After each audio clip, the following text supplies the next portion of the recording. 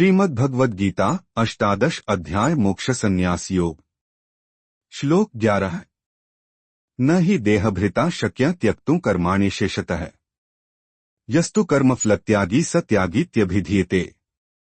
शरीरधारी मनुष्य पूर्ण रूप से कर्मों का त्याग नहीं कर सकता, लेकिन जो कर्म के फल का त्याग करता है वही सच्चा त्यागी कहलाता है।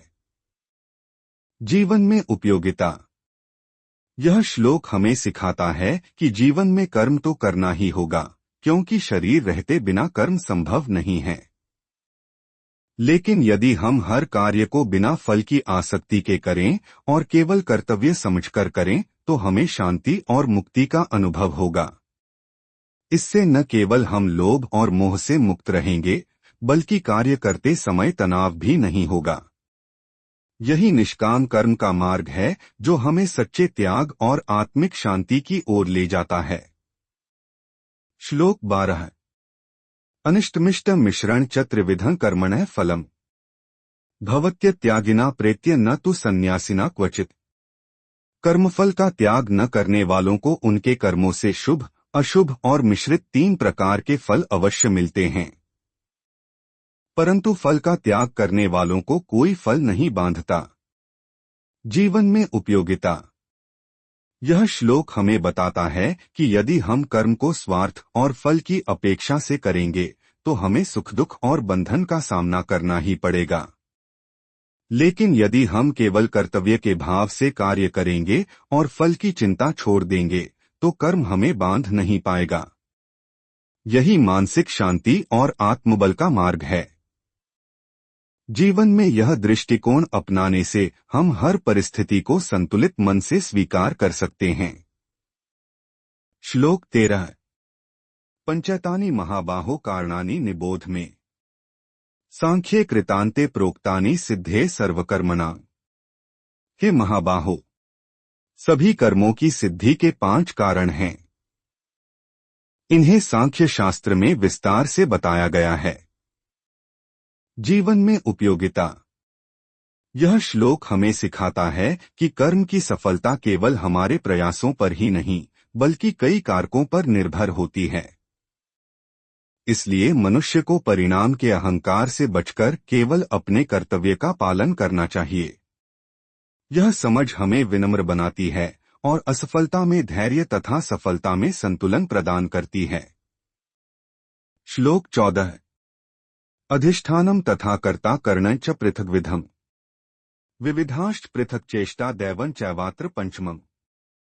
कर्म के 5 कारण हैं अधिष्ठान, शरीर आश्रय, कर्ता, करण, इंद्रिया साधन, विभिन्न चेष्टाएं और दैव पूर्वकृत संस्कार। जीवन में उपयोगिता। यह श्लोक हमें कर्म के गहरे विज्ञान को समझाता है। यह बताता है कि कोई भी कार्य केवल एक व्यक्ति की वजह से नहीं होता, बल्कि साधन, परिस्थितियां और दैव का भी योगदान होता है। इससे हमें अहंकार छोड़कर सामूहिक प्रयास और ईश्वर की भूमिका को मानना चाहिए। जीवन में यह समझ विनम्रता और सहयोग की भावना जगाती है। श्लोक 15। शरीरवामनोभिर्यत् कर्म प्रारभते नरः न्याय वा विपरीतम वा पंचैते तस्य हेतवः। मनुष्य शरीर, वाणी और मन से जो भी कर्म करता है, चाहे शास्त्र सम्मत हो या विपरीत, उसके 5 कारण वही होते हैं। जीवन में उपयोगिता। यह श्लोक हमें सावधान करता है कि हमारे हर कर्म, चाहे वह मन से, वाणी से या शरीर से हो, कई कारणों से मिलकर होता है। इसलिए हमें हर कार्य से पहले सही और गलत का विचार करना चाहिए। इससे हम बुरे कर्मों से बच सकते हैं और अच्छे कर्मों की दिशा में बढ़ सकते हैं। श्लोक 16।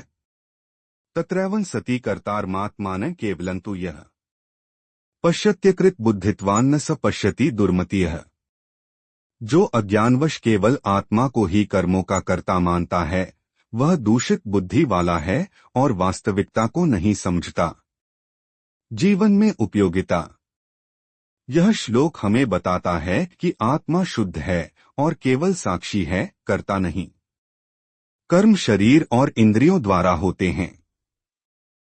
जब हम यह समझ जाते हैं तो अहंकार और मैं ही सब कुछ करता हूं का भाव समाप्त हो जाता है। इससे जीवन में नम्रता और आंतरिक शांति आती है। श्लोक 17। यस्य नाहंकृतो भावो बुद्धिर्यस्य न लिप्यते हत्वापि स इमाल लोकान न हंति न निबध्यते। जिसके भीतर अहंकार का भाव नहीं है और जिसकी बुद्धि लिप्त नहीं होती, वह यदि कर्म करते हुए किसी की हत्या भी कर दे तो वास्तव में वह पाप से बंधा नहीं जाता। जीवन में उपयोगिता। यह श्लोक स्पष्ट करता है कि निष्काम, अहंकार रहित और धर्मसम्मत कर्म पाप का कारण नहीं होते। यदि हमारे कार्य स्वार्थ, लोभ और अहंकार से रहित होकर केवल धर्म और लोक कल्याण के लिए हो तो हमें मानसिक बोझ और पाप का डर नहीं सताता। यही सच्चे कर्मयोगी का मार्ग है। श्लोक 18। ज्ञान ज्ञेय परिज्ञाता त्रिविधा कर्मचोदना कर्ण कर्म करतेति त्रिविधा कर्म संग्रह। ज्ञान, ज्ञेय और ज्ञाता ये तीन कर्म की प्रेरणाएं हैं और करण, कर्म तथा कर्ता ये तीन कर्म का संग्रह हैं। जीवन में उपयोगिता। यह श्लोक कर्म के दर्शन को विस्तार से बताता है। हमें समझना चाहिए कि ज्ञान, साधन और कर्ता के बिना कोई कर्म नहीं होता। इससे हमें ज्ञान को महत्व देना चाहिए और हर कर्म को सही साधनों और सही दृष्टिकोण से करना चाहिए। यह दृष्टि जीवन को संतुलित और सार्थक बनाती है। श्लोक 19। ज्ञान कर्म च कर्ता च त्रिधैव गुणभेदतः प्रोच्यते गुणसंख्याने यथावच्छनु तान्यपि। ज्ञान, कर्म और कर्ता ये तीनों गुणों सात्विक, राजसिक और तामसिक के आधार पर तीन तीन प्रकार के बताए गए हैं। जीवन में उपयोगिता। यह श्लोक हमें बताता है कि मनुष्य के कर्म और दृष्टिकोण तीन गुणों से प्रभावित होते हैं। हमें सात्विक गुणों को अपनाने का प्रयास करना चाहिए क्योंकि वे हमें शांति, संतुलन और सत्य की ओर ले जाते हैं। यह जीवन में विवेकपूर्ण चुनाव करने की प्रेरणा देता है। श्लोक 20। सर्वभूतेषु येनैकं भावं व्यमीक्षते अविभक्तम विभक्तेषु तज्ज्ञानम विद्धि सात्विकम।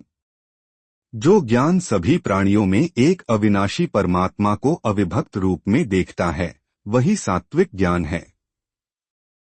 जीवन में उपयोगिता। यह श्लोक हमें एकता और समभाव का संदेश देता है। जब हम सभी में एक ही परमात्मा को देखते हैं तो भेदभाव, ईर्ष्या और घृणा समाप्त हो जाती है। जीवन में यह दृष्टि अपनाने से करुणा, सहयोग और सच्चे भाईचारे की भावना बढ़ती है। यह ज्ञान हमें आत्मिक उन्नति और विश्व शांति की ओर ले जाता है।